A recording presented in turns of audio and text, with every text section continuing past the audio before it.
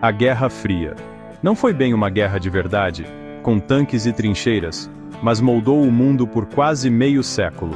Depois da Segunda Guerra Mundial, os Estados Unidos e a União Soviética se envolveram numa disputa global. Ambas as superpotências tinham armas nucleares, o que deixava tudo muito mais tenso. O medo e a desconfiança eram enormes, dividindo o mundo em dois blocos armados. A Guerra Fria foi uma época de tensão constante e da ameaça de uma guerra nuclear.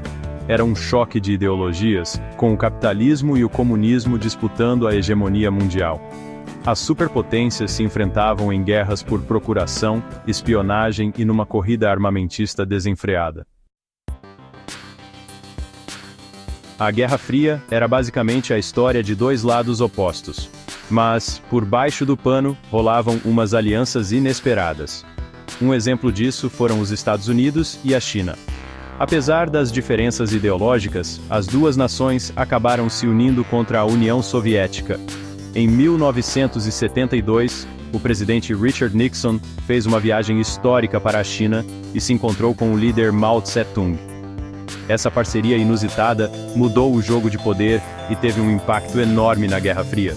Mostrou que até os rivais mais ferrenhos podem se unir quando a situação aperta. A Guerra Fria foi uma época de segredos e espiões. Os governos dos dois lados se metiam em operações secretas para sabotar seus adversários. Uma delas foi o caso do avião espião U-2, em 1960.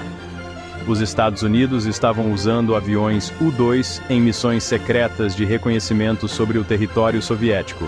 Só que, em maio de 1960, um U-2 pilotado por Francis Gary Powers foi abatido em pleno território soviético.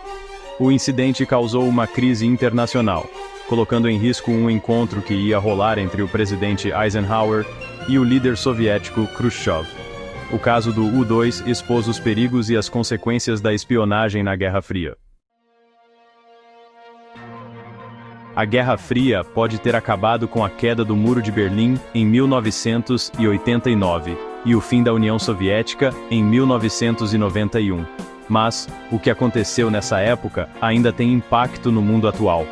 As histórias curiosas da Guerra Fria, de alianças inesperadas a operações secretas, são um lembrete de uma época em que o mundo quase acabou numa guerra nuclear. Essas histórias também mostram como as relações internacionais são complexas, com ideologia e interesses nacionais se misturando.